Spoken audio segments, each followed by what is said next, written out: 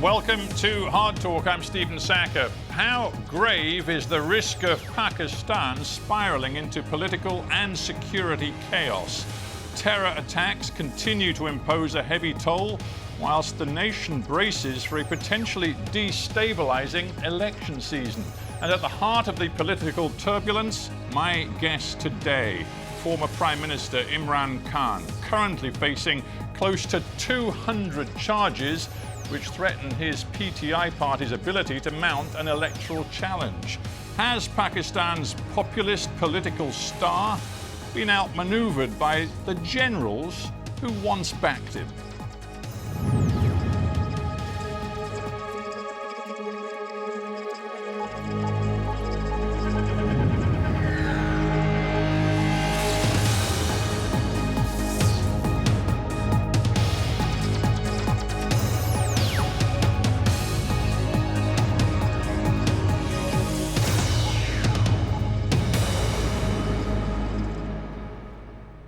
Imran Khan in Lahore, Pakistan. Welcome to Hard Talk.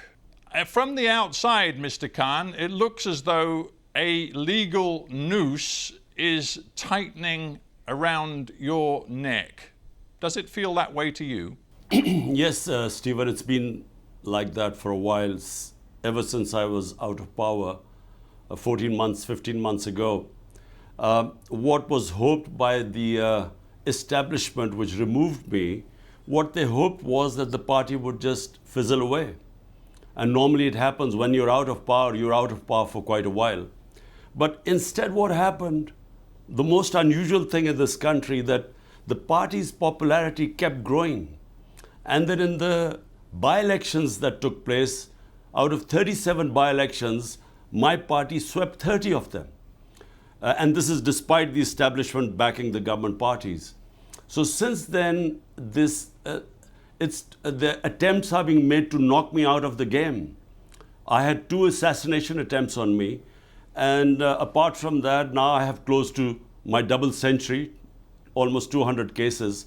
And the whole attempt is to either imprison me or disqualify me, or both. Yeah, you talk about being knocked out of the game. Isn't the reality, now that there are these pretty much 200 cases against you, which include a whole range of charges? The corrupt misuse of official gifts is one, contempt of Pakistan's election commission is another, but then there are others which include, as I understand it, sedition, blasphemy, and one case which even alleges your involvement in a murder. It's becoming so complex and so serious that frankly you don't have time for anything else. Well, you forgot to mention there are about 60 or 70 terrorism cases against me. So all my time is spent from going from one court to another courtroom. I have made in 2 months over 350 court appearances, and my legal team is busy fending off one case after the other. But the thing is, nothing sticks because these are frivolous, bogus cases. And what now they are planning to do is to have military courts. And this is right now in the Supreme Court, whether the courts will allow military courts or not. And the objective of the military court is that there I certainly will be sentenced. Mm. Your contention, I guess, is that you're guilty of absolutely nothing. Is that it? Absolutely nothing. Look, Stephen, someone till the age of 70 never had one criminal case against him. In the last few months, how can you have 200 criminal cases? And here's someone who this country knows for 50 years.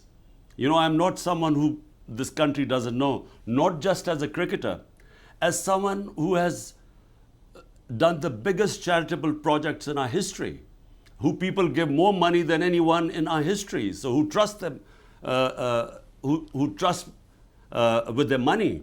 So people don't believe this. And as a result, according to the opinion polls, rather than the popularity going down, it is just going further up. Mm. I'm sure you're familiar with the notion of karma and the phrase, what goes around comes around. Would you accept that one problem for you is that the positions you stake out today are very different from the positions you've taken in the past? And when I say that, I'm thinking, number one, of your enthusiasm for the court's ruling that Nawaz Sharif, back in the period before 2018, should not be allowed to run again for public office. You, for a couple of years, demanded that he be barred from politics. In the end, he was. You said the courts had every right to bar a senior politician from running for office. The courts may well be about to bar you from running for office in the forthcoming election. So it's going to be difficult for you to argue the courts have no right to do that. There's a word or two words, moral equivalence. It's when you equate two completely unrelated incidences and combine them and sort of draw an analogy. Look, Nawaz Sharif, how did he get caught? It was in Panama Papers, that expose that took place, where it was discovered that he had 4 luxury flats in London, which he had not declared and were in his daughter's name. There was 1.5 years in court. There was a joint investigating committee which asked him to provide where did he get the money to buy these 4 flats. When he couldn't, that's when he was disqualified. It cannot be compared with me, where out of almost 200, there are only 2 corruption cases and both I'm fighting, and I'm telling you that both the cases, they will never find anything because there was no corruption. You can't compare him 4 luxury flat worth millions of dollars in London. He gets convicted, he gets to serve a sentence, to compare to what is going on right now. Would you accept that you've made several grave errors in the recent past? Perhaps one of your most serious errors was fomenting an atmosphere after you were ousted from power last year, an atmosphere in which you encouraged hostility toward the military.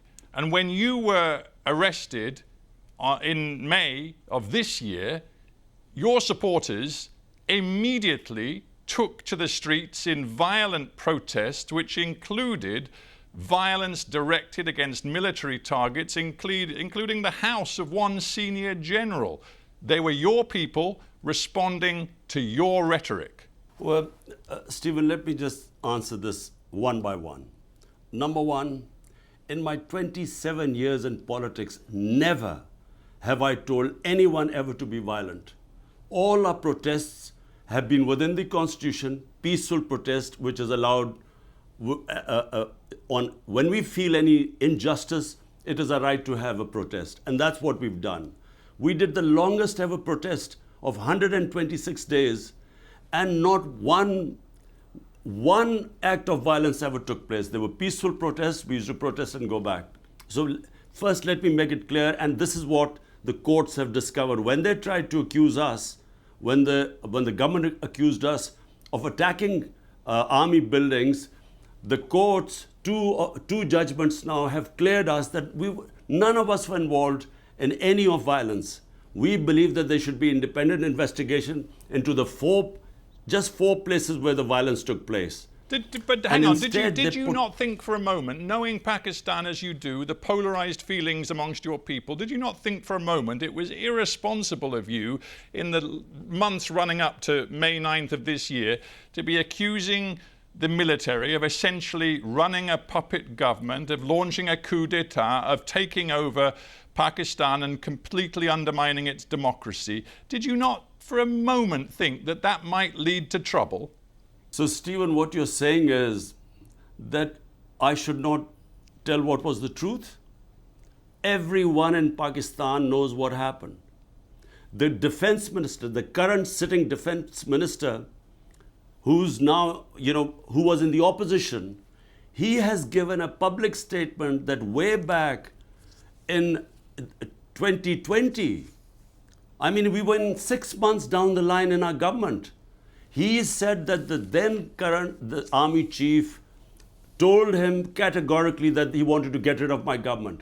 And had it not been for 2 years of COVID-19, which is why he held back, that's the only reason he didn't remove our government. Now, this is from the current defense minister. So no one in this country is in any doubt that it was the ex-army chief who removed my government. In fact, he has bragged. He said he thought Imran Khan was dangerous for Pakistan. That's why he removed me. So this is just a fact. Well, no one. I talked about karma. Yeah, I talked about karma before. The truth is, you rode the tiger of military support for their political candidate. You rode that tiger yourself in 2018. You were close to the military. You remained close to the intelligence services and the military in your early years in power. And it was only when you fell out with the military that you decided you wanted no military meddling in politics. Again, it's hypocrisy. One of the army spokespeople said Imran Khan is the biggest hypocrite. So, Stephen, I need to correct you again. My party is the only party that was not created by military dictators. People's Party, Ayub Khan, the first dictator, Zulfikar Ali Bhutto was his minister for 8 years before he left his government and then created the party. Nawaz Sharif was manufactured by General Ziaul Haq. He was a businessman. My party started from zero. 22 years I built my party from scratch. And then, if in 2018 the army backed us, then how come, then despite the establishment openly going against us, trying to dismantle us, how come after we are out of government, we win 30 out of 37 by-elections? How come that has happened? Because the establishment, everyone knows, is standing with the government. So how come we sweep all the by-elections? So clearly we did not come into power because of the army. Where you're right, the army did not oppose me in 2018. That's where you're right. But in 2013, the military establishment backed Nawaz Sharif, brought him into power. That's why we did this protest for 126 days, because we wanted the audit of the elections, because we knew the elections were rigged. But when in 18 we came into power, we asked the opposite. We asked them to open the elections because we knew we had won free and fair elections. Isn't the truth, though, that you believed after you lost that vote of confidence in 2022, you believed you could use people power to force the army to come back to you, in essence, and you were wrong. And going back to what happened in May 2023, when your supporters went to the streets, they committed that violence, including against key military infrastructure, you basically crossed a red line that even supporters of your own PTI party, even former friends and colleagues in your government, say is on you. It's your responsibility. To quote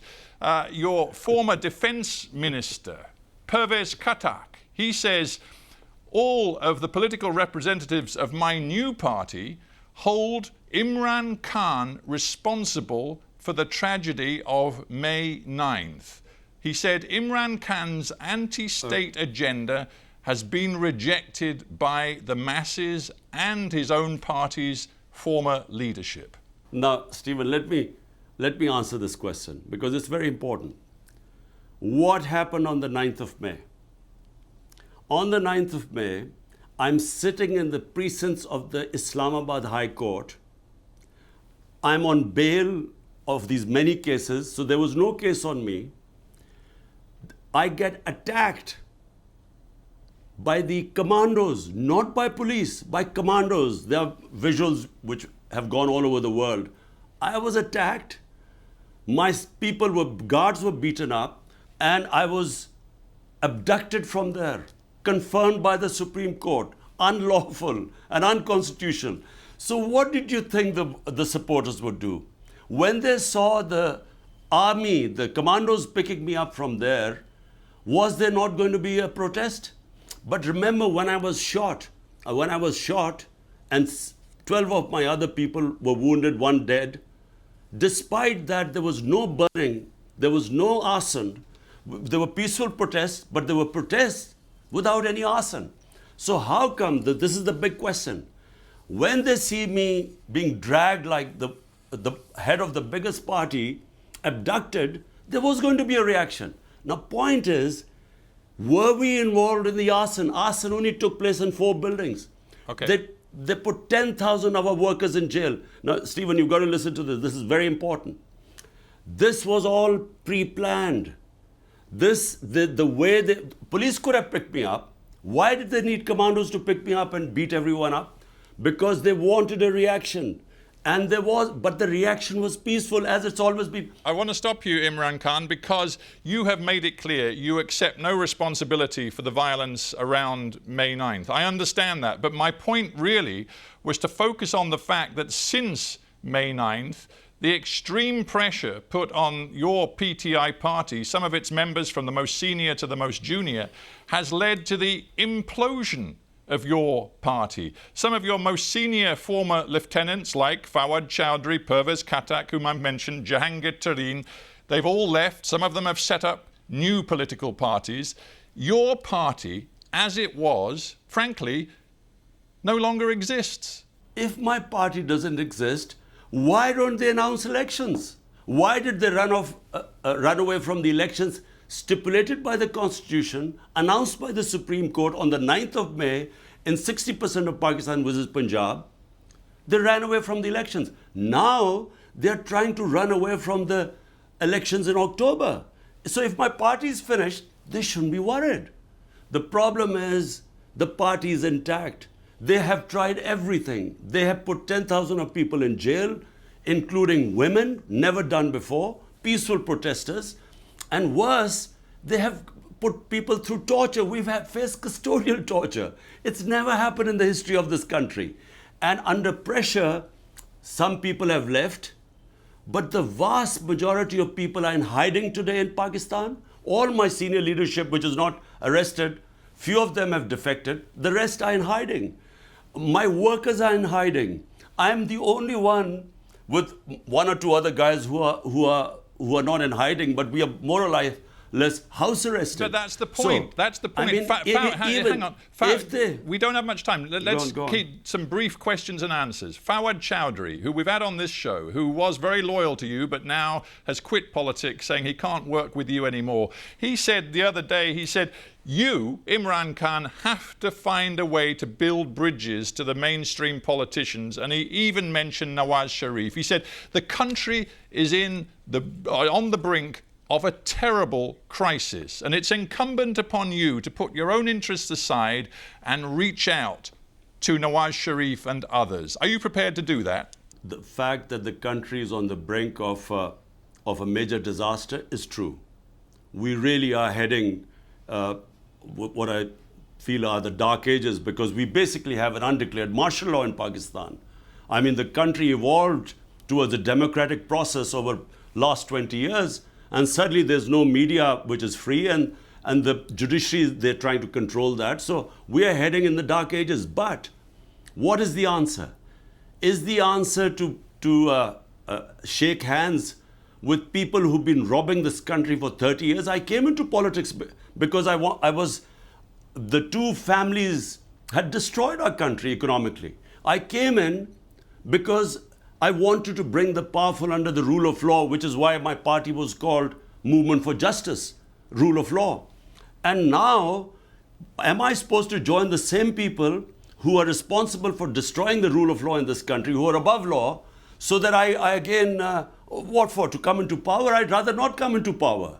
I'd rather stay in the opposition. But let's stick What's with this idea. idea. Of coming into power if you can't bring justice here? Right, but let's stick with the idea that Pakistan faces a catastrophic future if political instability feeds into security instability, and we see that the suicide bombings, the terror continues, particularly aimed at political parties right now.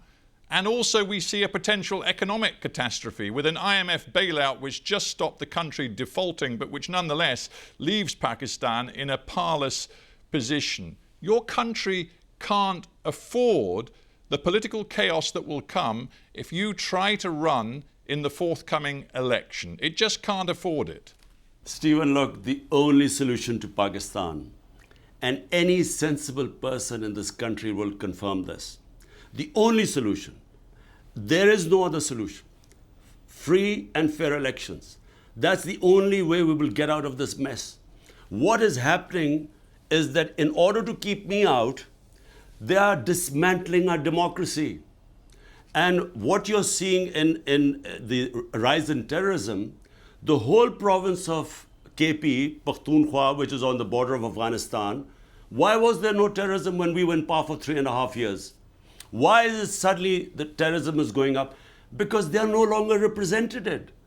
The government in Pakhtunkhwa, where the terrorism has started, and in Balochistan, there has been a caretaker government which is not representative of Pakistan, doesn't belong to the people, and that's going there for 8 months. It's illegal, it's unconstitutional.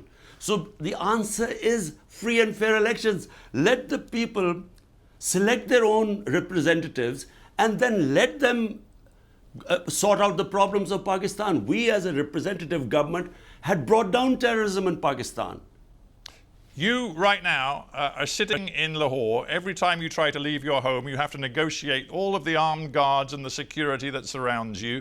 Pretty much your only journeys right now are to the courthouse. You know that you survived an assassination attempt last November, but you've said you expect another one to come. I believe your own children have told you that you ought to get out of politics for your own safety. Why will you not heed that advice? Because it may be the only way to calm tensions in your country. Stephen, what you're saying is that we should accept slavery and not have freedom. Democracy means freedom. So what you're basically telling me is that in order to accept this fascist government, which is destroying our civil liberties by the day, they're about to pass a bill, just so that you know what we are facing right now. They're passing a bill which is called Prevention of Extreme Violence. The intelligence agencies can break into anyone's house without an arrest warrant. They can pick anyone up. They can try people in military courts without access to justice. This is what we are facing now. Unfortunately, the country has been taken over by fascists and they are petrified of elections. Reason why I'm suffering is because they know that elections we would win, hands down. And because of that, they are not only dismantling our democracy, it means we should accept that we don't have any freedom. How can we accept that? You've made a series of How can allegations. anyone accept You've that? made a series of allegations about this government, which of course the current Pakistani government would absolutely deny. But what is clear is that if elections are to be held this year, you have a choice. You either try to run or you back off because it could send Pakistan over the edge. What are you going to do? What will save Pakistan are free and fair elections. Stephen, make no mistake about it, because that will give it political stability, a government backed by a public mandate. If it comes in for 5 years, will give us political stability, and that will then give us economic stability. At the moment, there is no political stability and the economy is just tanked. And this terrorism is an offshoot. Right. When there's no representation of people, when they are being ruled by a center which has no idea how to deal with things as things deteriorate. So look, what you're basically saying is that I should just leave these guys alone and look after myself. So it's easy for me. All I have to say is that, look, I'm going for a holiday to London to see my boys, and life is easy for me. But look, I am the first generation of Pakistanis which grew in an independent country. My parents grew up in colonial India. So we value our freedom. Imran Khan, we have to end there. Thanks very much for joining me on Hard Talk.